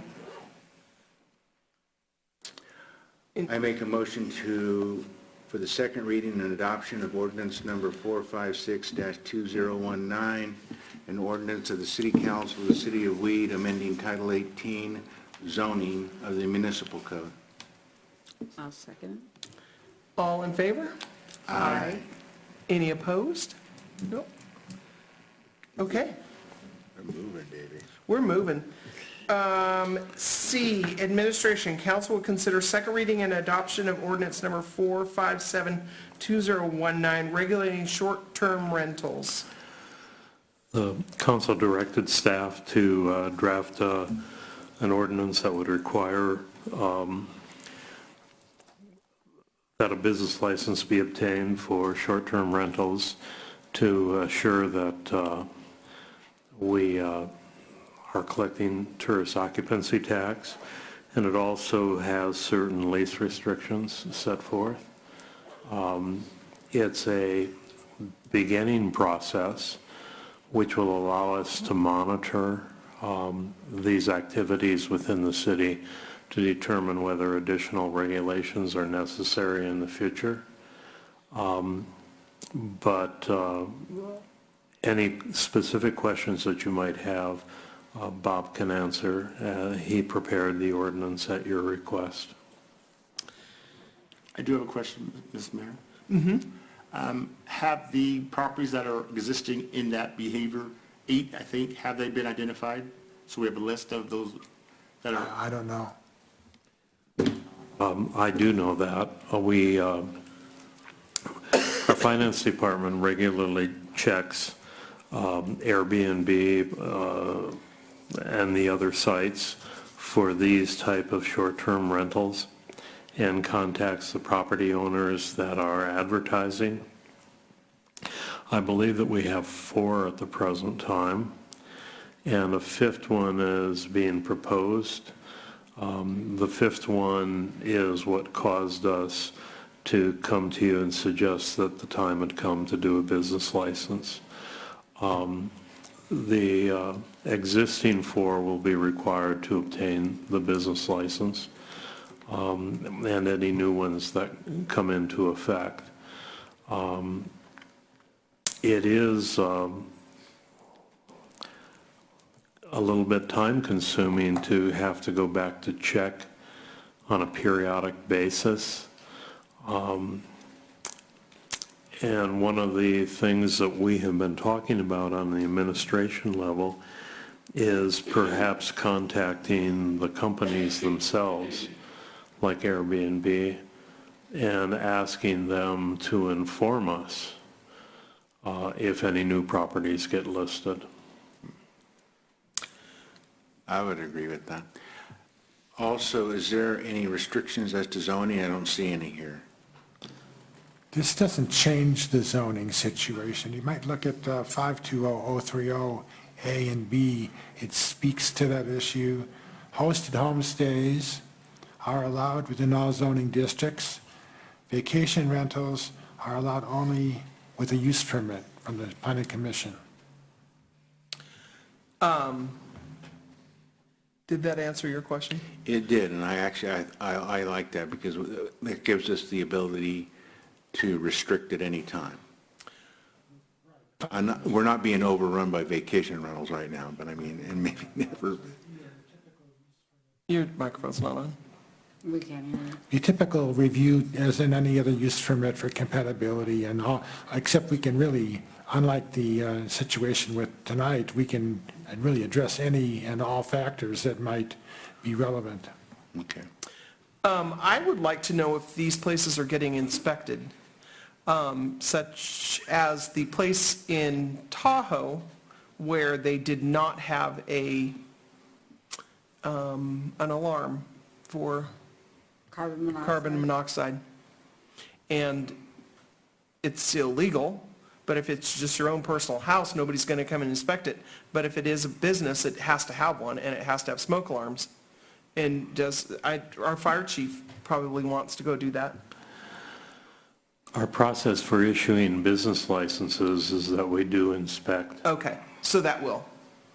Yes. Okay, good. But we don't have anything for like an annual or... Generally, we inspect on an annual basis. Oh, because it is a yearly permit, right? Okay. Gotcha. Yeah. Thanks. Okay, second reading. Any other questions? Is this open for public comment? Sure. Sarah Montgomery, 5734 Antelope Court. I was here when you guys discussed this, I believe it was 2, possibly 3 meetings ago. I would again like to suggest that there is a cap put on it. As of right now, I recognize that it's a non-issue. However, when you look at Mount Shasta, McLeod, and now in Dunsmuir, there is a housing crisis. Weed is not exempt from a housing crisis. Affordability is an issue. We have jobs that do not pay for people to rent homes in this community as it stands. I hope, and I believe that it's the hope of the council, that people will want to come to the city of Weed and will want to stay here. But it shouldn't be at the cost of its citizens, meaning that we should be able to have people be profitable on their properties, and I agree with that. I don't believe that we have the housing, public housing available, rentals available to families that may not be able to buy a home outright right now. And I'm fearful of what we're seeing in Mount Shasta, again, Dunsmuir and McLeod, where people from the Bay with lots of money are coming up, buying up these properties and renting them for exuberant amounts. So by adopting any ordinance or policy on this, business or otherwise, I think that the bigger issue here should lie with our citizens and our families that have a hard time finding realistically priced rentals as it stands. And I do believe that there are cities that have done a really great job with their Airbnb and VRBOs in certain policies outlining extended stays, what that looks like, timeframes in which you need to have quiet time, whether or not they can bring in pets, what that looks like for insurances. So I do think it's a much larger issue, and I think leaving it very open and broad at this point and allowing it to be revisited leads way for things to happen in the interim. And I do wish to see something a little bit stronger put in place because, again, you can't find a house in McLeod to rent. You can't find places in Mount Shasta to rent. You have one-bedroom apartments in Mount Shasta going for over $800. That is insane. It's a tiny house. So we really need to be using our foresight on this and still promoting people having investments, but also protecting our citizens. Thank you. I will answer your question. You came into this discussion in the middle. A number of months ago, we brought this issue to the council and we talked about the kind of restrictions that could be put into place. We did mention that cities had adopted regulations that prohibited it in order to protect the lodging community that they had within their jurisdictions. There are jurisdictions that limit the number in order to protect rental housing. The question that we had was how prevalent was this and how much regulation is appropriate. And so what the council is doing is a preliminary step which allows them to generate data so that they can make an informed decision as to whether or not future regulations need to be adopted in order to protect both the rental market as well as the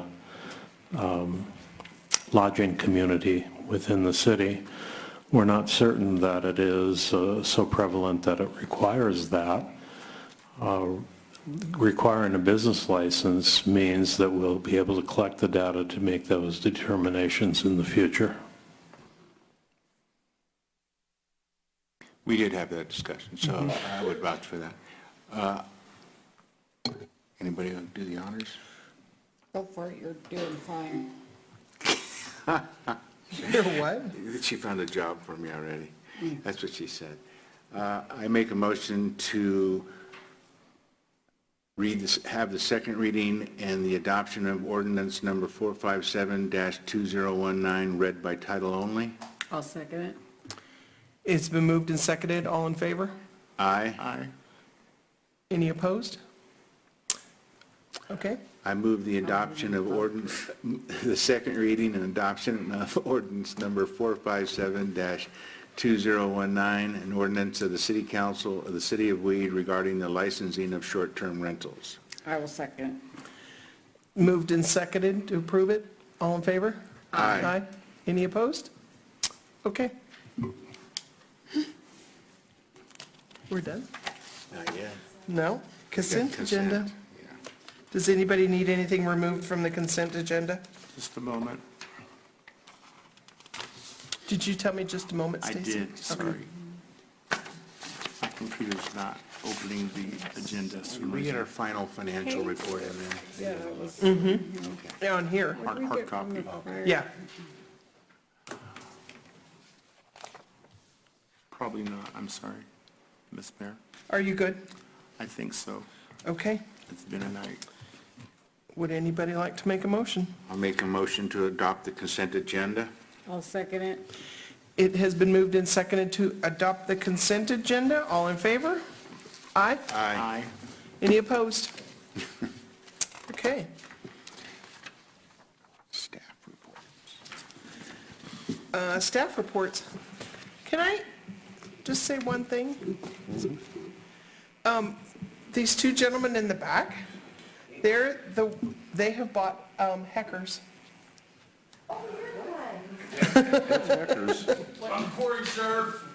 This is my father, John. I knew who they were. Yeah. They've already come to our economic development. Yeah, we knew them. What's Heckers? Welcome. Yeah. What is, what, can we, Yep. Can we ask them what the what is Heckers? plans or design or? The saw shop. Can you make like a statement or something about the business going forward in the future? Yeah. Come on up. We're all excited to meet you. Yes, welcome. So we're gonna, my name is Corey Scharf, 92 Main Street, Weed. We're gonna try to do a remodel first and get approved for a permit for that, and then pretty much go from there. And we're probably gonna, we haven't drawn anything up or made any plans yet, but There's your guy. Where's your just Yeah, he knew he was there for a reason. we're planning on putting just a little public house, beer and wine, and maybe doing some type of brewing facility there at some point. We're not quite there yet, but we're not going to be brewing into the building. Be doing it at a shop at our house, and yeah, that's about it. So we're not quite there yet. We've signed a contract and made a down payment on it, but it will be January 15th is the date of the deadline of the payment to take over the property. So that'll be that, and we'll see you next month. What is the name? The Saw Shop Saloon. I thought it was. And it will be themed of chainsaw theme, mill, everything that has to do with weed. Okay. And kind of just, Awesome. hoping to revitalize this town. Thank you very much. Welcome. Thank you. Nice to meet you. Okay. Sorry about I that. just have one real quick comment.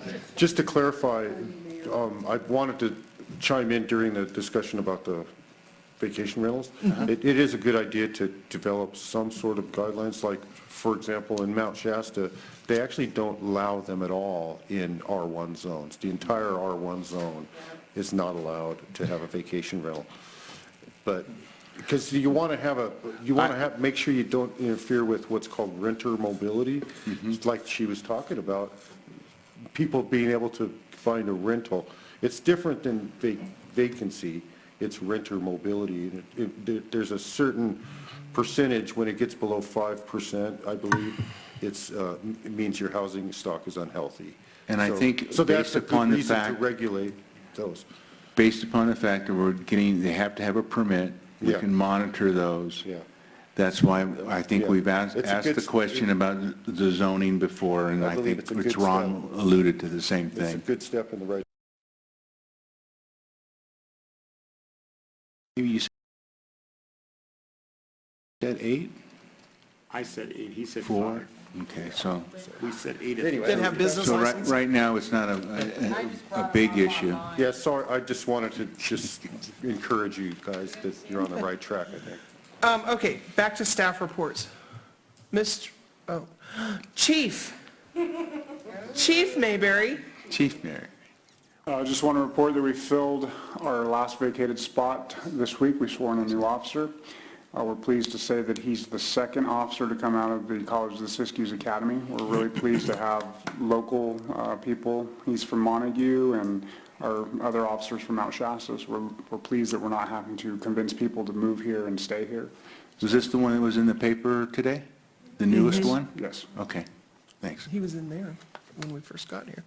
I came the other way. I'll be bringing them by, or Sergeant Comparens at some point to. Well, at least I saw a picture we can identify him. He's Sure. And thank you for the Facebook updates about those activities. Yeah, that was actually pretty good, huh? Emily? I'm back. Nothing to report. Keith, you already got to talk plenty. Sandy? Ron? We had a couple complaints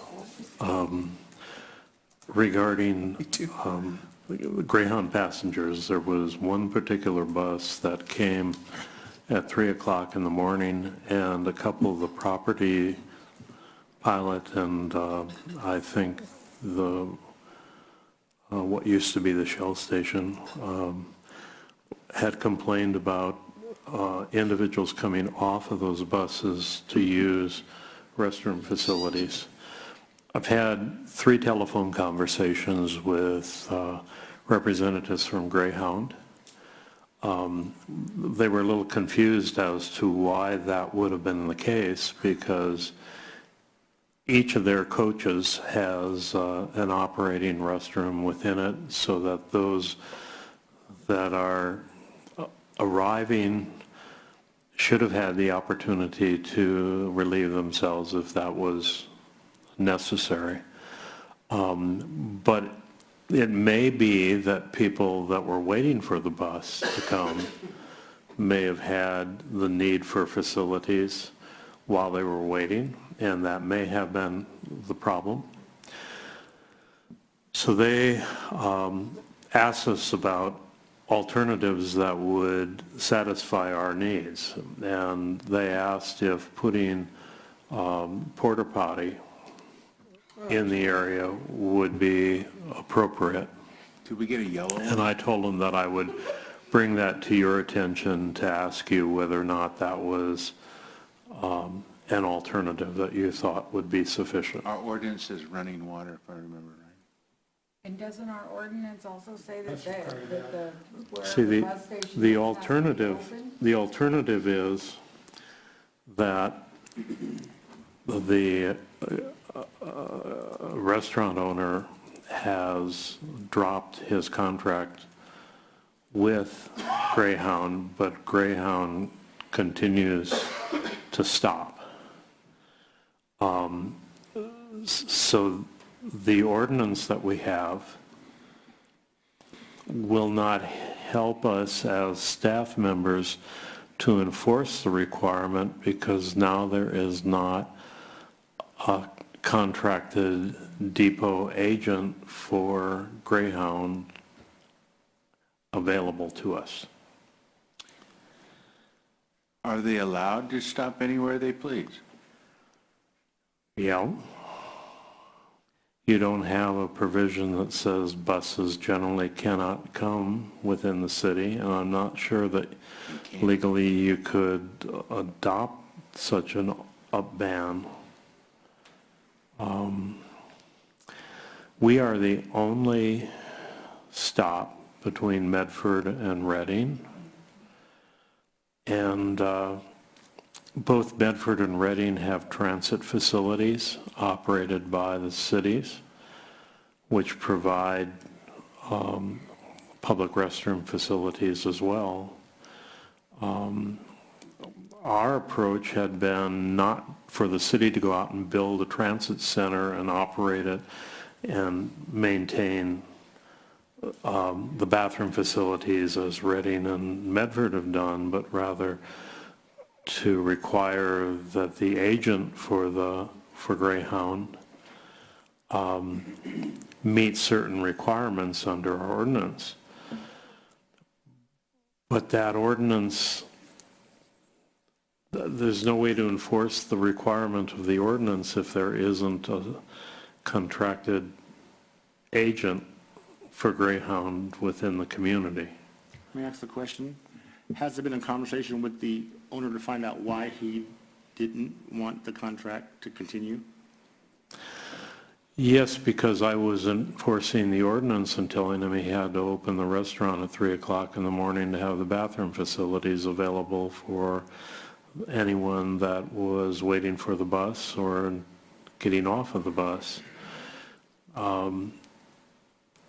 The way in which to avoid complying with the ordinance is simply not to have the contract with Greyhound. The contract with Greyhound was not lucrative enough. That was my question. Does that pay, the contract with Greyhound pay? Yeah, Greyhound was paying $1,000 a month. Was it 1,000 or 2? I heard it was 2. Can I have a few comments? Sure. Sure. We're friends now. Are you going to put the bus depot at the distribution center? That way they can get their alcohol too. The whole problem with... Hell yeah. The whole problem with Greyhound came down to the fact that buses were arriving at 3 in the morning. They were going over to Pilot. They were going over to the Shell station next door and using the facilities. The concern from Pilot as it came to us was that they didn't have enough staff to make sure people weren't stealing things. That was one of their biggest concerns. We, in our communication with the city, talked with John at the billing department and proposed a situation with Greyhound where we said, hey, look, everything's good except the 3 o'clock in the morning stop. Can you just eliminate that from your bus route and everything can still work? And that fell on deaf ears, and so it was like, well, you're going to get in trouble with the city if you don't comply with the ordinance and open at 3 in the morning, and it wasn't a workable thing, and that's why he dropped the contract with Greyhound. There was a lot of discussion about taking the community out of a bus service and some of the other things, and there was just no workaround that we could come up with that didn't eliminate that 3 o'clock in the morning problem. So that 3 o'clock in the morning is a normal thing? It wasn't because of the storms, or that's an everyday? It's basically an everyday bus. What Greyhound told me is that when they change they do seasonal bus routes, and when they do their next seasonal one, which will be the spring of next year, they might modify and they might eliminate the 3 o'clock bus. Yeah. All of the other buses create no problem because they all arrive. There are 5 buses a day, and 4 of them arrive when the restaurant is regularly open. And so the facilities are always available to those 4. It was that 3 o'clock bus that was creating a problem. And Greyhound was unwilling to change that 3 o'clock. Yeah, and we tried. I mean, we tried everything we could think of to work around it, and there wasn't a workaround. We also suggested to Greyhound that maybe that one bus not stop anywhere between Medford and Reading, and that also was rejected by Greyhound. May I ask the chief, was there any type of police activity with this type of, with the buses there before, after the hours or anything? What has happened from a danger perspective, or something you have to be careful about? So the issue here is when it's a point of sale, it is a known point of sale, and other agencies within the county policy is to bring people here and leave them there. So when the bus is not there, they are stranded outside with no bathrooms waiting for that bus to come if that's their goal, is to get onto that bus. One thing that's not mentioned here is prior to the bus depot being moved from 628 South Weed Boulevard, there was an unscheduled bus that was traveling through, not scheduled to pick anybody up as a stop, but they were stopping in South Weed prior to the bus depot ever being brought there. So that was always an issue as well. That was a unscheduled, and I'm not sure what the reasoning was on that. It would come through town, it was a Greyhound bus, and it would stop at night between the hours of 2 and 6. So it's been an ongoing problem. The problem we're having now is not only during the business hours, because it's not, we're forgetting it's not just a Greyhound depot, it's also a Fronteras depot. So in the mornings we have, at one point we had 5 buses at one time there. So it is a large amount of people that are suddenly influxing into the area. And granted, they are spending money, which is a good thing. They're buying their snacks and drinks and everything. The problem we're having is with Greyhound and some of their policies, they're having issues, and I've addressed this with the drivers. It may need to be addressed with admin, but they're having issues in Oregon. The drivers are electing to bring them here and drop them off in Weed during conditions of 16 degrees or rain and snow. So these are issues they need to be not bringing to Weed and dropping them off in the middle of, nowhere in bad weather. They need to be addressed. Do the people want to get dropped off here? No, the drivers are forcing them off the bus. They're having conflicts and forcing the people off the bus. Oh. So as a private business, they want you off the bus, you're off the bus. I do talk to the drivers, and in the past several incidents, one driver in particular, I've been able to convince him to keep the people on the bus and negotiate some sort of peace so they can continue on their journey. They're fighting with other people on the bus? No, they're fighting with the employee of the bus. They're fighting with the driver. But Greyhound has policies that include no alcohol, and they also have a policy where you can't film the drivers. So when conflicts are erupting, people are breaking out cell phone cameras, and then that's justification to kick them off the bus. So was the problem the people getting kicked off, or were there that many people getting dropped off in Weed at 2 a.m. See, that it became a problem with Pilot?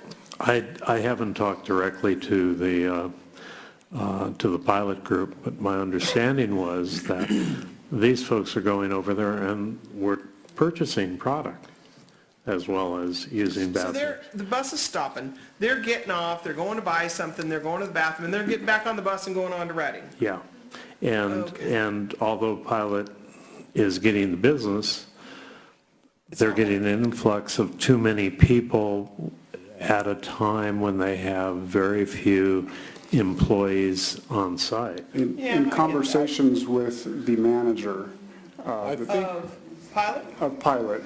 They had a former stop in Oregon, I can't remember exactly, I want to say Central Point or somewhere, where it was a designated Greyhound stop. He's claiming in the first month that they told Greyhound you cannot stop here any longer, they had around $30,000 to $40,000 worth of loss that went away. Oh. So at night that's how it came to me too, that their loss ratio went up at that time of the day. Well, yeah, I'm sure they probably only have 2 employees in there. They got a checker and somebody trying to keep an eye on 5 people at once, and Right. Candy bars while you shop. So the issues related to Greyhound and the bus operations are not yet resolved. And I'm just bringing it to your attention. We had hoped that adopting the ordinance was going to resolve them, but it has not. Almost shot yourself in the foot. Other than that, I have no further report tonight. Can we turn a little coffee shop that's sitting right Yeah, yeah. I would Bob, do you have anything? I'm intrigued and a little afraid. Are we going to combine beer drinking with saw sharpening in the same business, or they're going to end the saw sharpening? Yep. It's like the commercial on TV is, let's hide behind the chainsaws. We do it already. Now we'll just have a place to do it. Good, yeah. If you go out with any good woodcutter, you're drinking beer. Yeah. That's good. It's just a natural. We also have a thing coming up about these huts, food huts, or food trucks. We need to start maybe have the staff starting to formulate some ideas with that. It doesn't need to be a hurry, but I sent the copy of the ordinance I drafted for Mount Shasta City back in 1991 to Ron last week, just to have a starting place. Oh, okay. And they had some different considerations than we are going to have here. They were worried that the architectural review procedure might apply to these mobile food trucks. And the Public Works Director in those days was a big fan of Pancho and Lefkowitz. He said, we got to exempt them so they're not put out of business. So we wrote that ordinance to keep Panchos in business. Actually, it doesn't address the kinds of debris problems that we've had here. We're going to have to add some things to it to cover those. There's several problems. There's bathrooms, there's debris. That too, right. And a lot of it is governed by the health department. I would say health. Right. But there's all, I know in Reading, they established a food truck park, which is, can have its advantages. At least they're centrally located.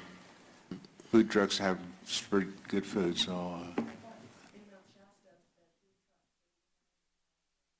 Now, in that back parking lot, they designated them in Mount Shasta. Oh, okay. Back there, I don't know if you've hit any of them, but they're Didn't know they were there, but I'll be there tomorrow. yeah, they're right behind the, How many are there?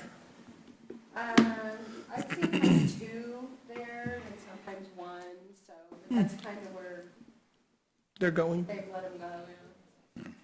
Okay. Okay. We need to adjourn and Bob's not here. I'll make a motion to adjourn. I'll second it. All in favor? Aye, aye. Damn, we're out of here before 8. I know. You're hired. Man,